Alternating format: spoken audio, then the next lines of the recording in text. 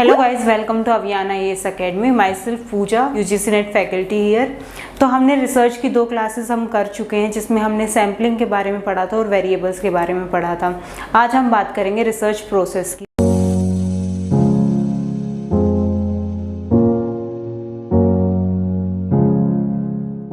हमें हालांकि first class में ही कर देना चाहिए था, क्योंकि जब तक हमें ये नहीं पता है कि रिसर्च प्रोसेस क्या होती है, कैसे हम रिसर्च पूरी प्रोसेस को कंडक्ट करते हैं, वेदर आप मास्टर्स में कर रहे हो या आप PhD में कर रहे हो।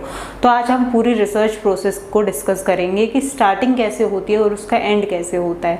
उसके बाद आपका रिसर्च पेपर पब्लिश होता है या जैसे आप थीसिस सबमिट करते हो तो उसका पूरा प्रोसेस क्या होता है। तो रिसर्च प्रोसेस में सबसे पहला आता है आपका फॉर्मुलेटिंग द रिसर्च प्रॉब्लम।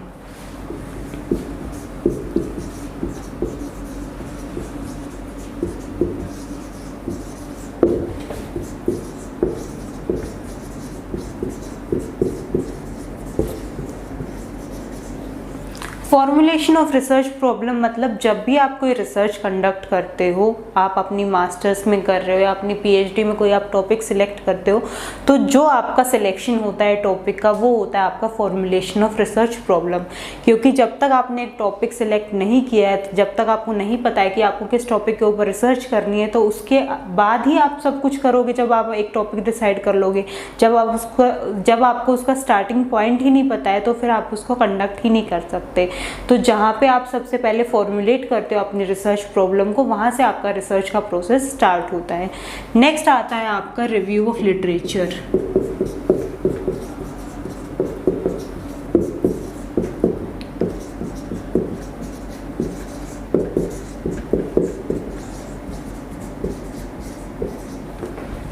आपका रिसर्च प्रॉब्लम फाइनल हो गया, आपने उसका टाइटल दे दिया, एक एब्स्ट्रैक्ट लिख दिया है। उसके बाद बारी आती है रिव्यू ऑफ लिटरेचर की। रिव्यू ऑफ लिटरेचर में क्या आता है कि उस टॉपिक के, जो आपने टॉपिक सिलेक्ट किया है, उसके रिगार्डिंग पहले कौन कौन से रिसर्च हो चुकी हैं, आपको उनका ब्रीफ देना होता है कि ये पहले रिसर्च कराई गई थी, तो इन पर्टिकुलर इंसान ने रिसर्च की थी और उन्होंने अपने रिसर्च में ये कंक्लूजन निकाला था। हमें अपनी लैंग्वेज में उसको डिफाइन करना होता है, वो होता है हमारा एक्सटेंसिव रिव्यू ऑफ लिटरेचर। उसके बाद थर्ड आता है हमारा डेवलपिंग द हाइपोथेसिस। हम हाइपोथेसिस बनाते हैं। हमने टाइटल लिख दिया, हमने उसका इंट्रोडक्शन दे दिया, उसके बाद हमने रिव्यू ऑफ लिटरेचर लिख दिया। उसके बाद आता है हमारा हाइपोथेसिस। अब हाइपोथेसिस क्या होता है? हाइपोथेसिस हमारी एक प्रेपोजिशन होती है, हमारी एक अजम्पशन होती है, जिसको हमें या तो ट्रू प्रूव करना होता है या फिर फॉल्स प्रूव करना होता है। इसमें हमारी हाइपोथेसिस 2 टाइप की होती है, null hypothesis and alternate hypothesis, जो हमारी एक क्लास आएगी आगे, उसमें हम डिस्कस कर लेंगे। बेसिकली हम जो अजम्पशन बनाते हैं वो होती है हमारी हाइपोथेसिस, जिसमें हमारी होती हैं 2 हाइपोथेसिस। एक होती है H0 that is null hypothesis, एक होती है HA that is alternate hypothesis. दोनों में क्या डिफरेंस होता है और कैसे किया जाता है, वो हम अगली क्लास में अपना पूरा डिस्कस कर लेंगे।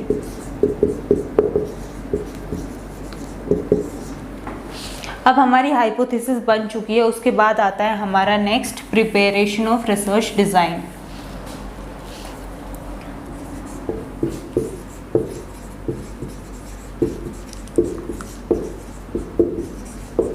हमें पता चल चुका है हमें क्या करना है, हमें पता चल चुका है पहले जो हुआ था उनका क्या क्या कंक्लूजन निकला था, हमें पता चल चुका है कि हमें अब आगे फर्दर क्या करना है। अब बारी आती है कि जो हमें प्रोसेस करनी है उसको अप्लाई करने के लिए हमें कौन सा डिज़ाइन लेना है, तो वो आता है हमारा रिसर्च डिज़ाइन में।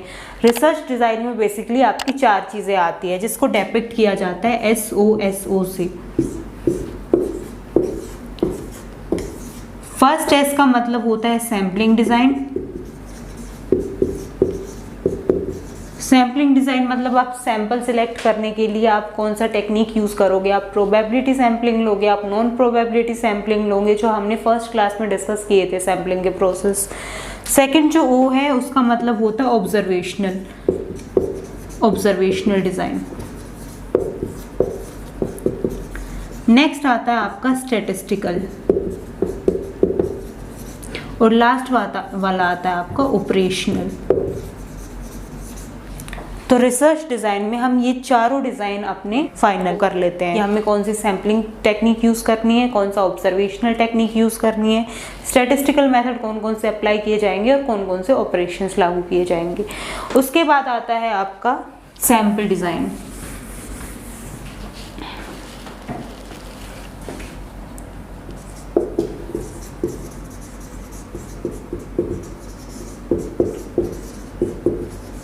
यहाँ पे क्या करोगे, जब आपका सब फाइनल हो गया तो आपको देखना है आपको सैंपल कितना लेना है, सैंपल के लिए आपको कितना पॉपुलेशन चाहिए, वो सारा फाइनल करना होता है आपको सैम्पलिंग डिज़ाइन में।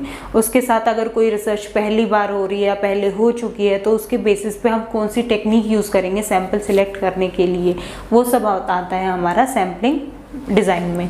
उसके बाद हमारा आता है collecting the data, that is data collection.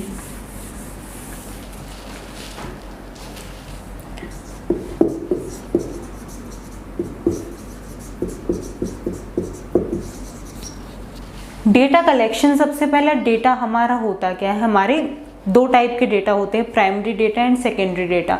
एक टर्शियरी डेटा भी होता है। मेन हमारा दो ही यूज़ होता है, प्राइमरी और सेकेंडरी।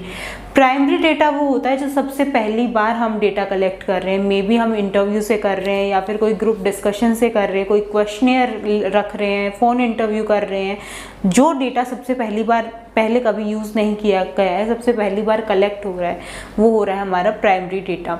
सेकेंडरी डेटा वो डेटा होता है जो एक बार पहले कलेक्ट हो चुका है, हम उस डेटा को यूज़ कर रहे हैं। फॉर एग्जाम्पल किसी ने कोई रिसर्च की थी, उसमें उसने जो जो डेटा लिया था हम उसका डेटा यूज़ कर लेते हैं।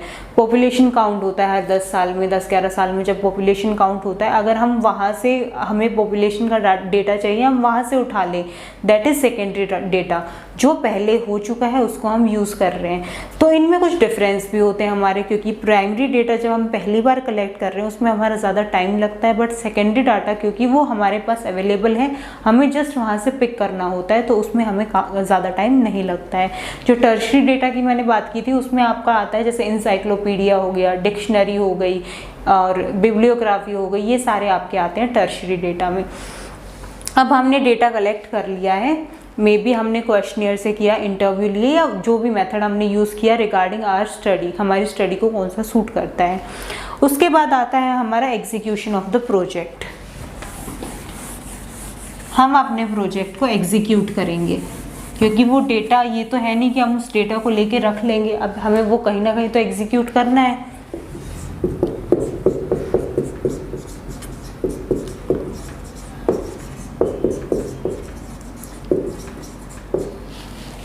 हम उसको एग्जीक्यूट करेंगे। उसके बाद आएगा हमारा एनालिसिस ऑफ डेटा, हम उस डेटा को एनालाइज करेंगे।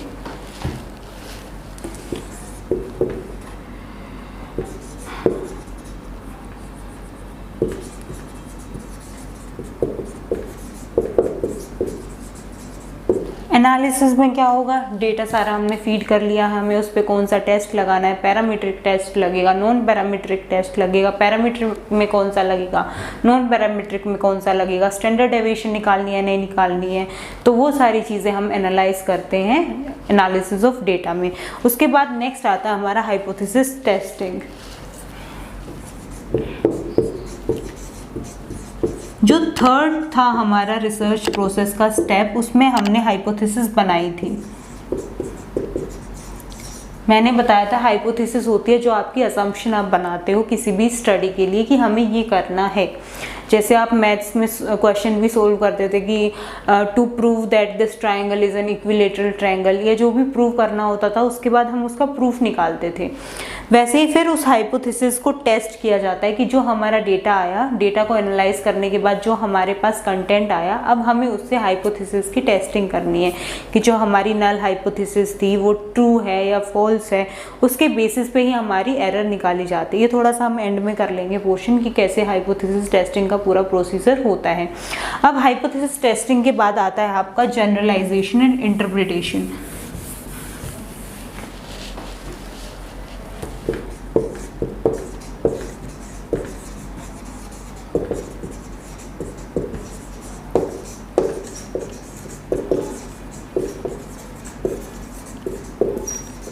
हमारा इंट्रोडक्शन हो गया है, हमारे मेथड्स हो गए हैं, हमें सारा डेटा मिल चुका है, उसका एनालिसिस हो चुका है। अब लास्ट आता है हमें उस पूरे डेटा को इंटरप्रीट करना है, अपना कंक्लूजन देना है। वो आता है आपका जनरलाइजेशन और इंटरप्रिटेशन में। फिर लास्ट जो आता है उसमें आपका आता है प्रिपरेशन ऑफ द रिपोर्ट, जो आपकी रिपोर्ट राइटिंग आती है। Last is preparation of the report.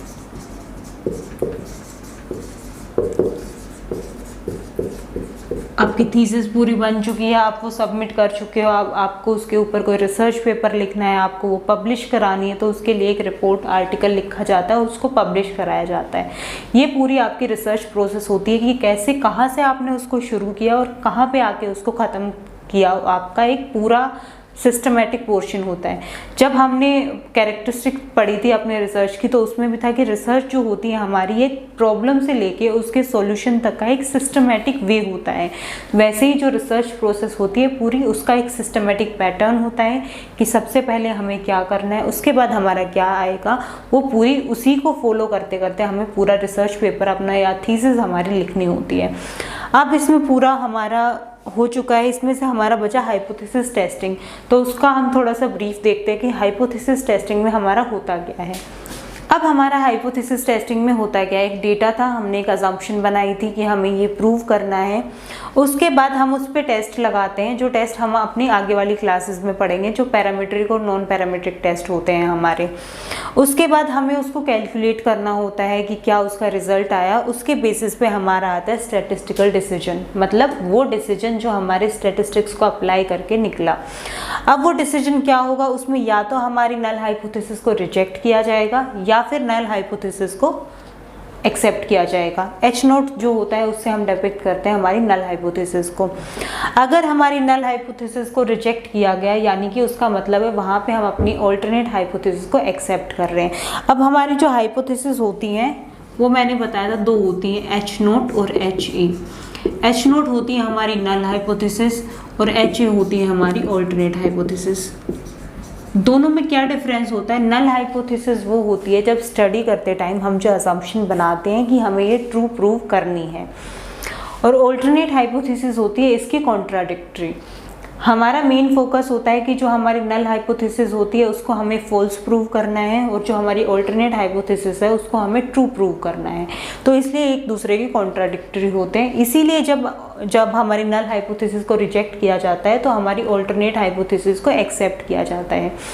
अब इसमें दो चीज़ें होती हैं। पहली बात तो हाइपोथेसिस टेस्टिंग की इसलिए जाती है कि नल हाइपोथेसिस हमारी एक्सेप्ट होगी या रिजेक्ट होगी।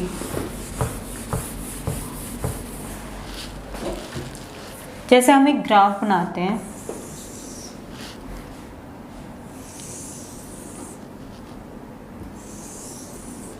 मान लो ये हमारा एच नोट नल हाइपोथेसिस है और ये है हमारा alternate hypothesis.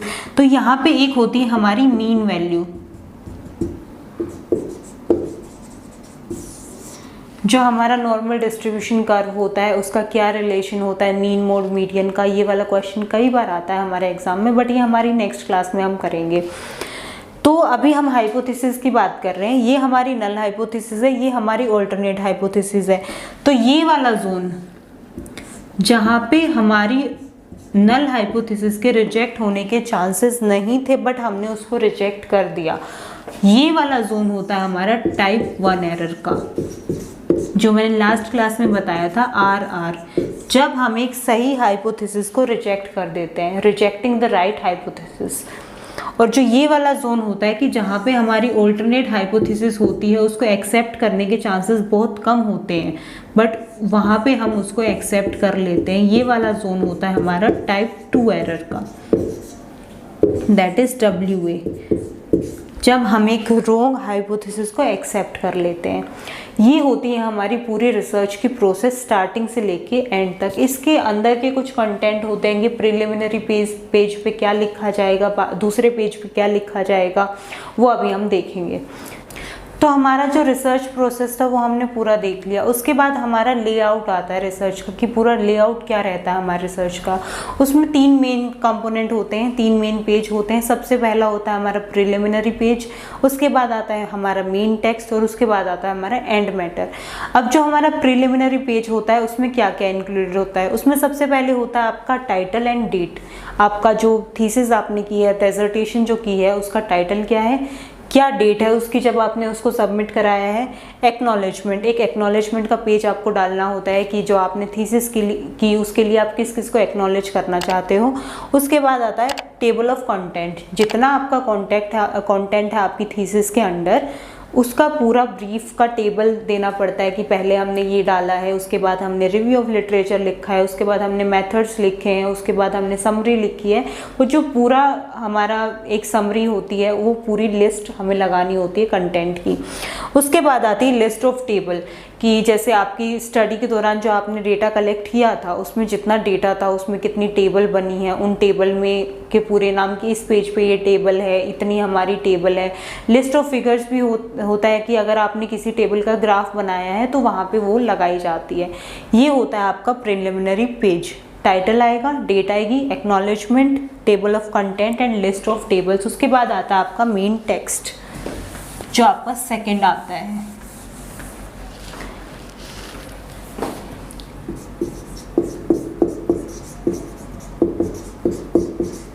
That is main text. अब जो मेन टेक्स्ट होता है उसमें सबसे पहले आता है आपका इंट्रोडक्शन।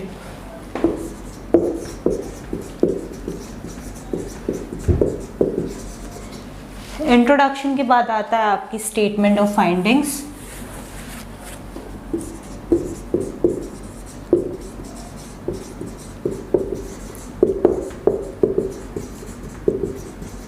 जो आप स्टडी करने जा रहे हो आप उसका एक इंट्रोडक्शन दोगे कि हमारी स्टडी में ये कुछ चीज़ें हैं, ये इंट्रोडक्शन है इसका, उसकी क्या क्या फाइंडिंग्स थी वो आप लिखोगे। उसके बाद आते हैं आपके रिजल्ट।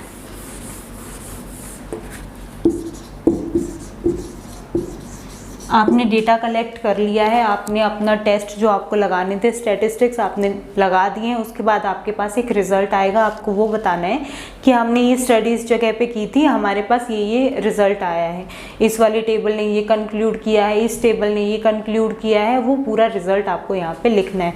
उसके बाद जो लास्ट सेक्शन आता है उसका इम्प्लीकेशन ऑफ रिज़ल्ट या फिर कंक्लूजन आप इसको बोल सकते हो, जहाँ पे उसको इम्प्लीफाई करते हो। और एक आती है आपकी समरी, जहाँ पे पूरा जो रिजल्ट होता है आपका स्टडी का उसको समराइज करके लिखा जाता है। आपका प्रिलिमिनरी पेज हो गया, आपका मेन टेक्स्ट हो गया। अब लास्ट में आता है आपका and matter.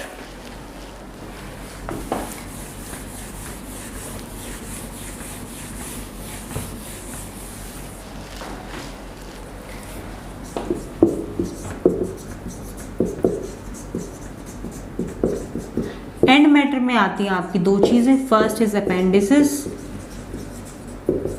And next is bibliography.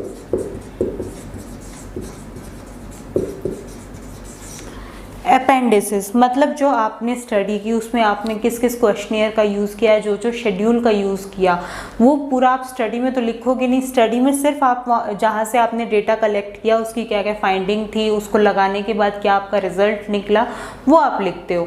Methods जो होंगे आपके, मेथडोलॉजी, वहाँ पे आपका सिर्फ इतना लिखा जाएगा कि आपने क्वेश्चनियर का यूज़ किया, ये क्वेश्चनियर था और ऐसे ऐसे हमने उससे डेटा कलेक्ट किया।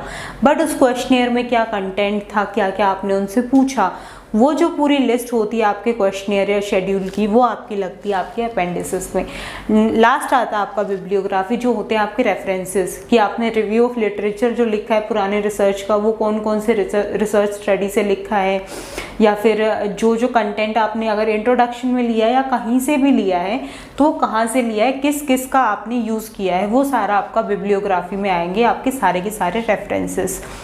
एक चीज़ आती है इसमें आपकी प्रैग्मेटिज्म की, जो चेक किया जाता है हमेशा। अगर आपने किसी की फाइंडिंग को यूज़ किया बट आपने उसको बिब्लियोग्राफी में मेंशन नहीं किया तो उस टाइम पे आपकी रिसर्च एथिक्स के खिलाफ मानी जाती है वो रिसर्च। हमेशा अगर आप कहीं से भी फाइंडिंग ले रहे हो तो उसको हमेशा आपको रेफरेंसेस में प्रेजेंट करना होता है। तो ये थी आपकी पूरी रिसर्च प्रोसेस, जिसमें हमने सारा देख लिया कि रिसर्च शुरू से लेके लास्ट तक कंडक्ट कैसे की जाती है। अगर आप लिख रहे हो, लिखने के टाइम पे शुरू से लेके लास्ट तक लिखी कैसे जाती है। सबसे पहले आपके प्रिलिमिनरी पेजेस आते हैं, उसके बाद आते हैं आपका मेन टेक्स्ट और लास्ट में आता है आपका and matter.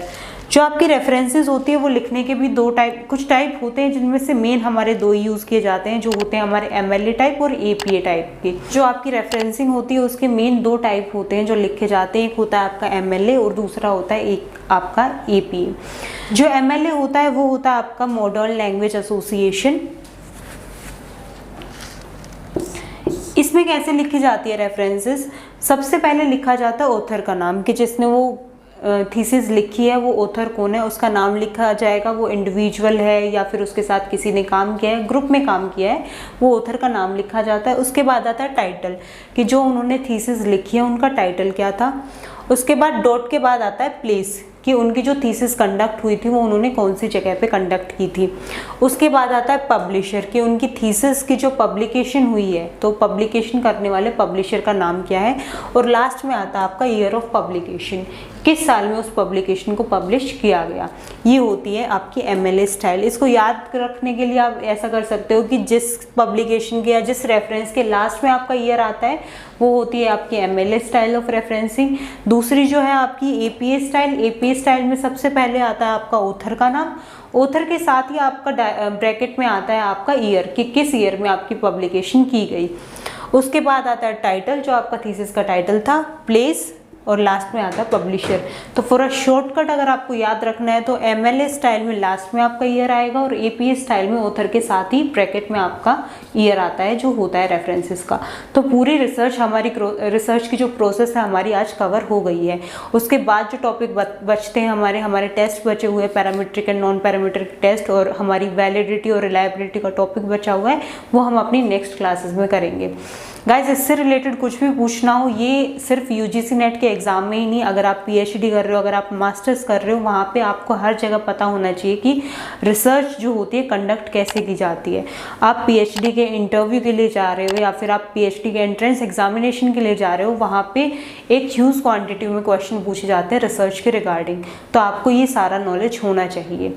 Okay guys, thank you. कोई भी डाउट हो आप कमेंट सेक्शन में पूछ लीजिएगा। Thank you.